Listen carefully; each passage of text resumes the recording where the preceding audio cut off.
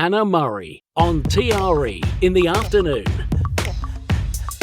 Joining us on the line now is Max and Sam Marcham, their mother and son, both psychotherapists who specialise in psychosexual issues and who are both school counsellors. They co-wrote the book Porn Bomb after becoming concerned by the volume of young males seeking therapy in their private practice due to problems stemming from watching pornography. Welcome to the show, guys. Hello, nice to meet you. Thanks for having us. We appreciate it. It's lovely to have you both. So this is a really interesting and concerning issue. It seems that more and more people are watching pornography from an increasingly younger age. I remember when I was young and people used to have catalogues with women in underwear and stuff, and that hidden under the bed, and that was like a something that people used to, or youngsters used to do. But now, of course, it's so easy to get hold of pornography, which is really scary. Yeah, absolutely. And, with changing times and as more technology comes out and, more people have access to technology too, suddenly anyone really with any sort of device can get their hands on any sort of inappropriate content. And unfortunately, as we're seeing, that age is becoming younger and younger, in some schools, as young as primary schools, in fact, for some. And what we've both noticed from both working in various schools across the UK is issues to do with porn compulsion, that is, are getting more and more each time. Now, some people it's, related to specific types, some even more dangerous types, they even sometimes go into illegal categories too. Yeah, that's the thing. When you're young, you're really impressionable and you don't really understand what you're watching, and I think youngsters are watching porn before they really understand about sex and relationships. They might be watching it before they've even kissed someone, and it must be really confusing to understand what they're watching. Yeah, and what's happening is kids are learning about sex from porn, which clearly is not healthy. And the average 15-year-old now will see more naked women per week than their grandfathers saw in their lifetime, to sort of put it into perspective. Gosh, that's scary, isn't it? Yeah. So what are some of the things that parents should be doing? I mean, the whole worry of kids being online at all, obviously things have changed in the UK with under 16s on social media. We don't yet know how effective that's going to be or not. What kind of things can parents be doing? Yeah, so I hosted a training course the other day for some therapists to say what to look out for. And I said to them, whether you're therapists or whether you're parents, the advice is the same. Don't think, is there a problem with porn, or wait till I bring it up. Say to them, how is your porn usage? Assume that they are watching it, because it would be very, very unusual if they're not. Even if a child doesn't look for porn, and they often do it to fit in with their peers, if everyone's talking about a TV show, they'll watch the TV show. If everyone's talking about porn, they'll look for the porn.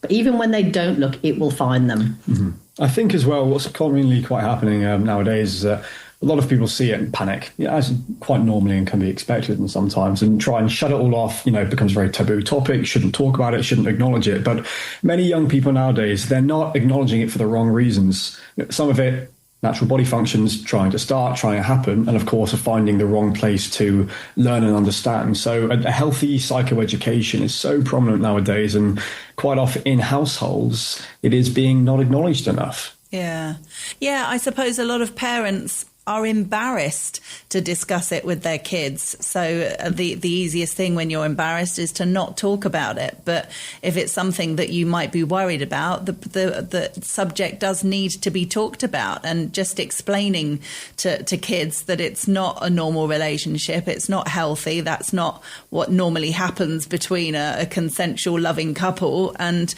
making sure they know and understand that. It has to be said. Yeah, absolutely. And this is part of the reason why we co-wrote the book Porn Bomb, actually. And because so many nowadays, there's a lot of psychological studies out there and whatnot around the topic of pornography, albeit quite a new one for the field. But they're all very technical, shall we say, or wrote for other psychotherapists. Our book kind of focuses more on, well, could the average reader understand it? Is it stuff that people can relate to and understand how really porn is, as I call it, a dysfunction with a function? No one's doing it or watching it to be inherently evil. It's actually become a way that people have used to regulate, because it's something they can use to get that dopamine kick, to sort of feel better about whatever's going on in life for that short amount of time that they're watching it, almost acting like an escape in that way. Yeah. It's difficult to sort of find the line. I mean, obviously, when we're talking youngsters, that's when it's a problem. But I suppose for a lot of people, to understand if, when and why they're doing something wrong. That's the weird, because if everybody's talking about it and everybody's doing it, and it's, I mean, I know it is illegal, but at the same time, when it's normalised, it's very easy to think, well, there's no harm, I'm not harming anyone, I'm not doing anything wrong. So at what point should either the person who's consuming it or the parents be worried? Yeah, parents should be very, very worried anyway, because what the kids are seeing, what it's leading to, is very damaging. And the problem is that if parents are embarrassed to talk about it, imagine what it's like for the young lad if it's a boy they're talking about, because that involves talking to your mother or your father about something that involves masturbation. So, of course, any parent, if they try to bring it up, they will be closed down immediately by their child, like, oh, shut up, or I'm not doing it. And they'll run away and shut the bedroom door. Yeah. So we wrote the book so that people can just leave it in their bedroom. Don't say a word, leave it, because curiosity, they will look at it. And when they read the book, what they'll see is that there are a lot of case studies in there of real life kids like them, and they will relate to one of them. And it shows you what happened to them when they carried on, and how it's sort of a self-help book as well, what they can do about it. And there's a quiz in there to see if they have a problem, and they can work it out themselves and see what to do. Yeah, I think a term for parents really that I always quite like is a concern without criticism. Obviously these are quite serious topics we're discussing and things that do need to have concern around them. But naturally, again, it's young people. They're doing what quite often a lot of their other friends are, what other people they know are. And because of that, they're going to, if they're being criticised, if they're being shamed, if you will, well, shame makes us shut off completely. It's going to make them shut off from the topic even more, ignore the problem. But again, we don't beat problems by avoidance sometimes. It's by not acknowledging it. Sometimes it doesn't get resolved. Yeah. Yeah, the right language that the parents use is really important, isn't it? Because you don't want to be making the situation worse. And I guess that could be so easy to do if you're saying it in the wrong way or shaming your child. Like you said, that's not the way to do it.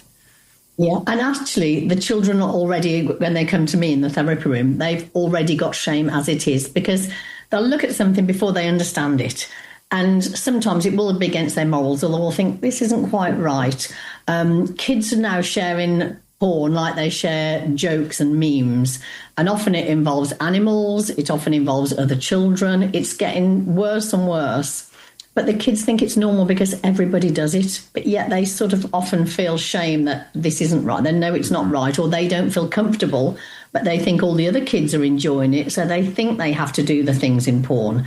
They're under pressure from their peers. Like, there's trends on sexual acts. It's not like the olden days where they'd be happy if they managed to have sex.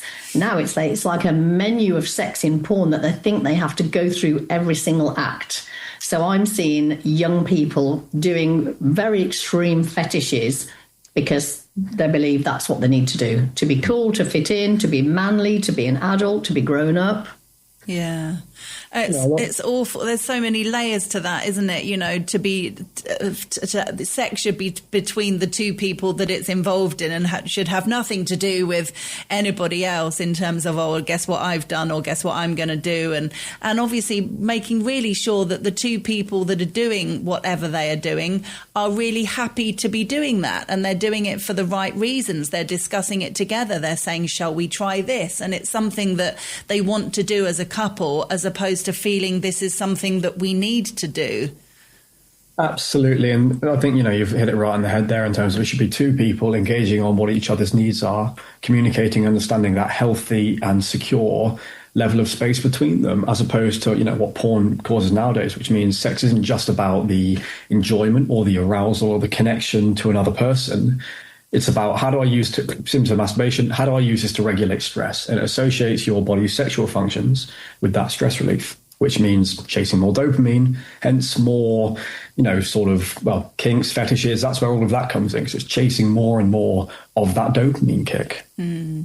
So what are obviously everybody's different, but what are the typical lads coming to you for then? Why are they coming to you? What do they think their issues are? Yeah. So I either get sort of lads, well, I get a lot of adults and grown-up people as well. In marriages come because there's an issue or the wife's found something. But generally with young people, I get a lot of people university age, and the brain is developing up until 25. So if a kid has started watching porn at 12, that's 13 years of having their brain rewired to believe that porn is the go-to. So it's like a craving. If they're bored, if they're lonely, if they feel rejected, if they're stressed, if they're angry, they will go and automatically use porn to regulate or to relieve boredom. And so they come to me when they're at university age and they suddenly realise that they're getting into their first relationship and they either can't stop or they get something called PIED, P-I-E-D. Young lads now in their 20s are getting porn-induced erectile dysfunction because the high dopamine they get from porn means that a person in the flesh with them just doesn't do it for them. Wow, that's scary, isn't it? My goodness. Okay. And what about youngsters? Have you got younger lads coming to you, or is that not happening yet? Yeah. So I literally this week had to train. I didn't have to train. I chose to do the training for working with sexual offenders. Now, people would say to me, why you're a child therapist? Why would you want to work with sexual offenders? And the reason is because now sexual abuse against children is now mainly committed more than, well, the NSPCC say it's over 50% by other children. From what I see in my practice, I believe it's far higher. So children are now abusing children. So they're not sort of developed enough, worldly wise enough to understand that what they see is not what's normal and what's expected. So videos will be like, hey, look at your sexy stepmother, your sexy stepsister. You were getting people who are looking at porn, thinking they either getting turned on before they're ready to understand it or because of just, needs. And they're thinking, who can I do this with? And so many are now abusing either their partners or younger siblings, little cousins, things like that. So the numbers of the sexual offending charities are going high, not because of not so much adults, although they are going higher with adults because of porn, but also now children are massively rising the numbers. Gosh. So is it the victims that are coming to you then? Both. Sometimes it's the victims. Girls will come to me and say, I've got anxiety. And then when we get into it, got anxiety because maybe they've got a new boyfriend and they might be 15, 19, 29. And when I get to it, it's because, I'm nervous about having sex because I was coerced, but they don't realise they were coerced at the time into doing either sex or sexual acts before they were mature, before they were ready, and they felt obliged because maybe low self-worth. They think I need to do this to fit in so he doesn't dump me. Now, obviously, boys can be abused as well, but it is mainly the boys doing it and the girls. So the girls are generally coming because of that. They only realise it after or many years later. And the boys come either because usually a girlfriend or a parent has caught them looking at illegal content and are being concerned, and they send them in. We see this quite predominantly in couples and marriages as well nowadays, where, and this, again, all sorts of marriages from people in their 20s all the way through to 60s, 70s, 80s, where partner has caught that, let's say the wife's caught her husband watching porn. Suddenly for her, that's causing her own self-esteem issues, thinking, well, is it an issue to do with a lack of attraction to me? Is there something wrong with me? When really the addiction quite often doesn't come necessarily from the relationship or any issues there, but more so that's the way that person had learned to regulate stress from years and years before that they just never dealt with. So then that became the way to resolve things in their current relationship. Yeah. And how does a person know that they're addicted to porn or watching too much porn? I'm sure there's lots of people who are doing it, who have been doing it for many years, that feel that it's a normal part of their lives that doesn't affect them in a negative way. Yeah. I think it's if they start looking at it several times a day, if they start doing something that's called edging, where they don't look at porn, masturbate, or they'll carry on. Change of livelihood as well. Quite often when people are substituting, let's say, healthier habits such as seeing friends, spending time being social, physical activities, when people are substituting that to replace it with a negative habit such as porn, similar to any other addiction really, whether that be drugs, alcoholic, whether it be even things like the gym. Any addiction can be overwhelming if done too much, but something when it replaces other healthy balances in their lifestyle. Wow. Yeah, they become more isolated. Yeah. It's Sorry, go on. Sorry. I think with porn as well, what makes it quite challenging to be discussed about it is a behind closed doors addiction, we like to call it. And unlike things such as, you know, if someone has an issue with alcohol or drugs, which are sometimes even, well, dare I say, romanticized by movies as well, and the story of that, things like that are quite often easier to discuss and have more support out there, where porn being a relatively new thing as well, and like I said, behind closed doors in your bedroom, in your own personal space, there isn't that area where you can feel safe to discuss it, to work on the addiction, or even to understand what it is, really. Yeah, no, that's why I wanted to get you guys on. I thought it was a really important subject. I think it's great that you've written a book about it, and I'm sure you're getting some great feedback, aren't you? Yeah, absolutely.